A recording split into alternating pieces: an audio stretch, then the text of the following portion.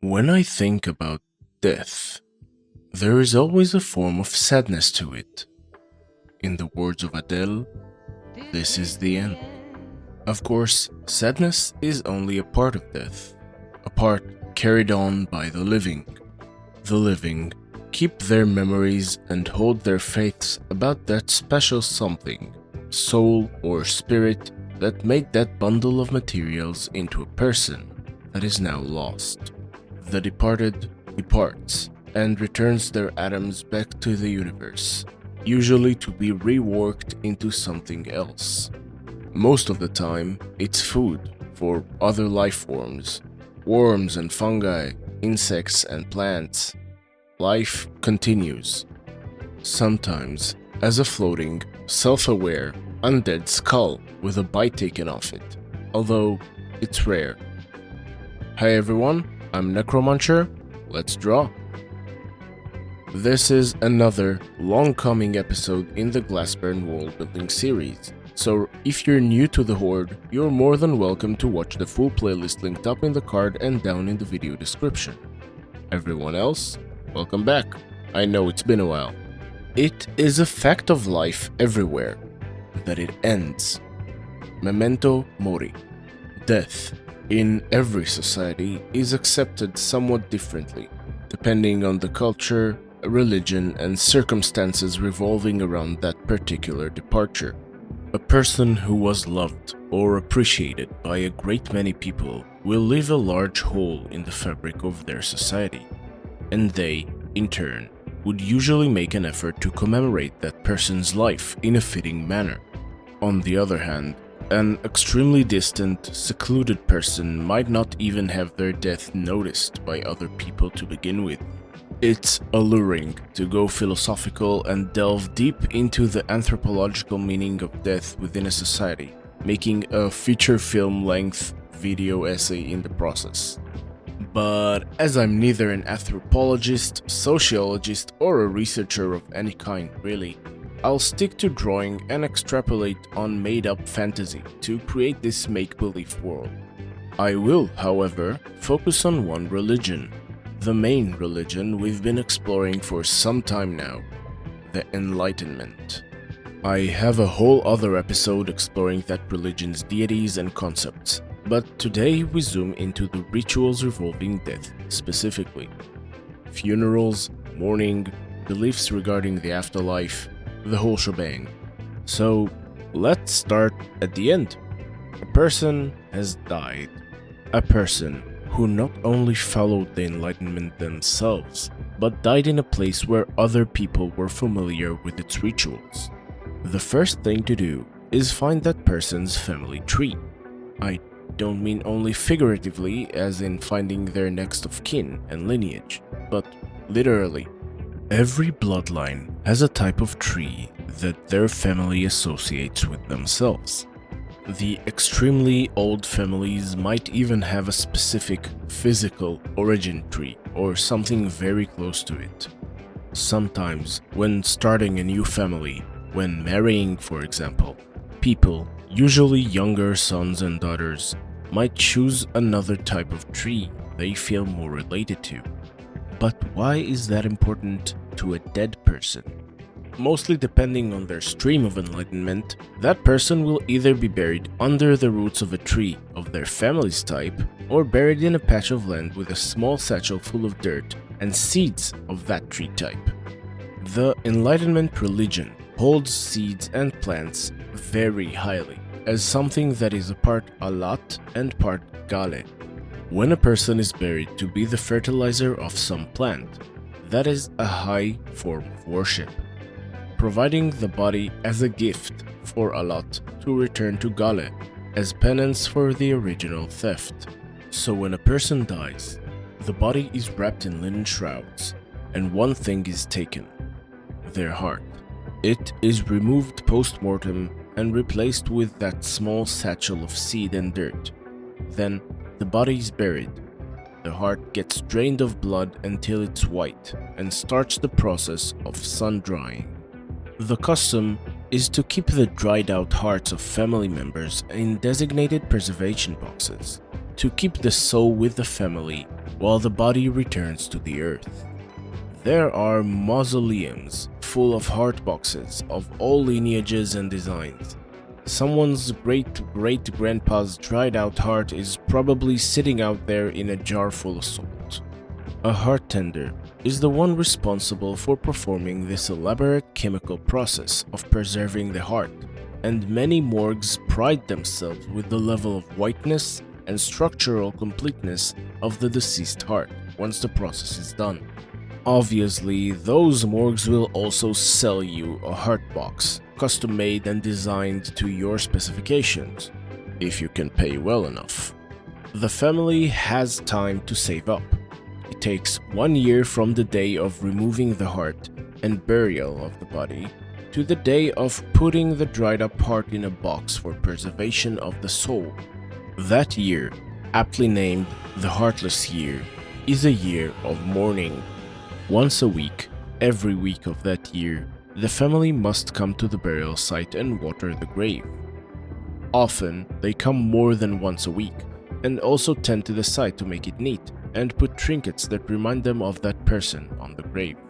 Then, they pray to Allah to take this body into the earth, hide it, transform it. They often pray for the same to be done with their pain. During the Heartless Year, members of the close family abstain from eating sweet fruit and fruits of the deceased person's tree, if it has any. If the person was buried under a tree rather than sprouting a new one, close family also abstained from sitting in the shade of that tree to keep a sentiment that no enjoyment or comfort is gained from this death. For that reason, a lot of families have thin trees with no edible fruits as family trees, like cypress and juniper trees. Specifically, these two types of trees, also being evergreen, turned over the years to become symbols of mourning, growth, perseverance, and renewal. Now, what about the afterlife?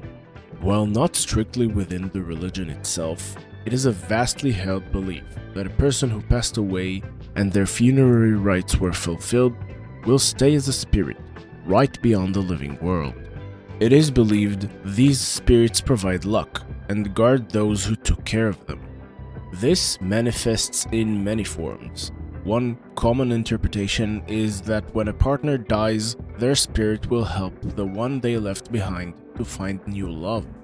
Another interpretation is the fallen brother or sister in arms who lend their strength and watches over their squad mates as family, even if not related by blood. Keep in mind, this help, this luck, are not tasks for the spirit.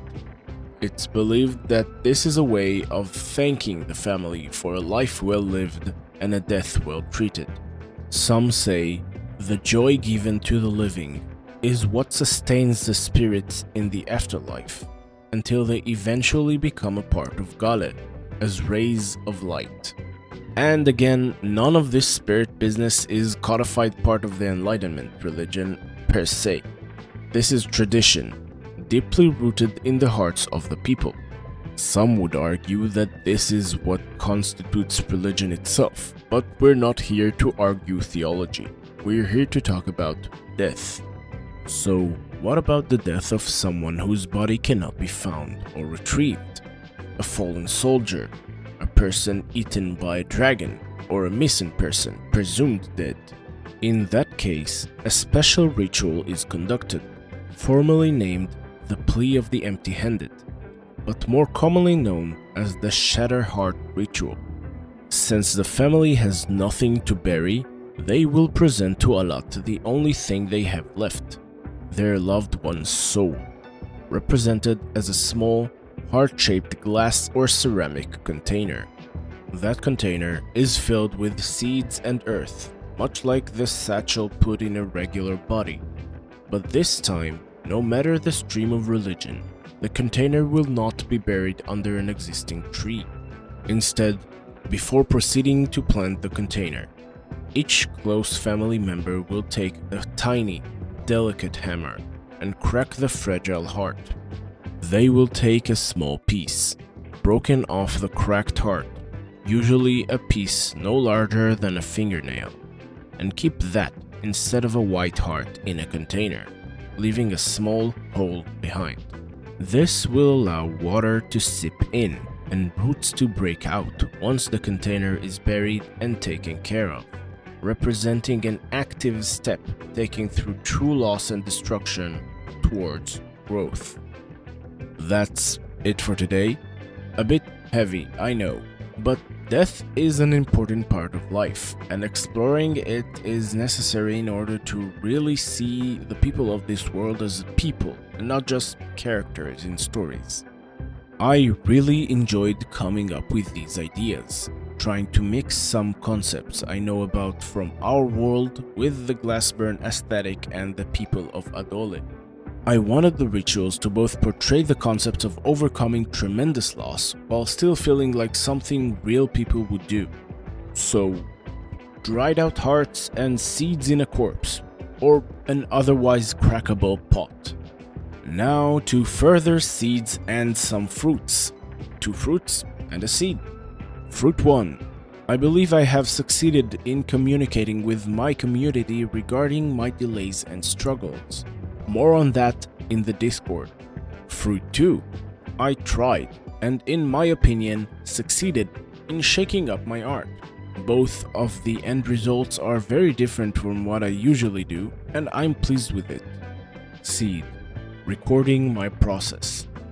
Even at the sketching phase of the piece with the grieving person and the departed spirit, I knew I'll have to either draw it again to record it or make a whole other piece for you to have some process to look at. Both things I eventually did. This is somewhat similar to what happened in my vampire video. To grow from this, I'll need to plan better or find a way to record the drawings I make on my phone.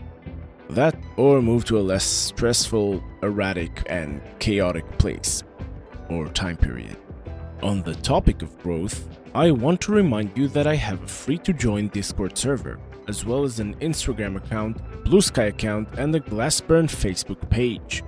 Each of those fills a niche none of the others do when it comes to sharing art and growing a community, so you're welcome to pick and choose whichever suits your interests. Thank you everyone for watching, and a special thank you to everyone who voted on this video's topic. Sorry for taking so long, but it got out there eventually. As usual, the next episode poll is already up, and I'm looking forward to hearing your opinions. If you want to support the channel so I can continue developing this world and have the opportunity to improve, you can like, subscribe, and share this video to your friends or foes. It's free and it would really help me out.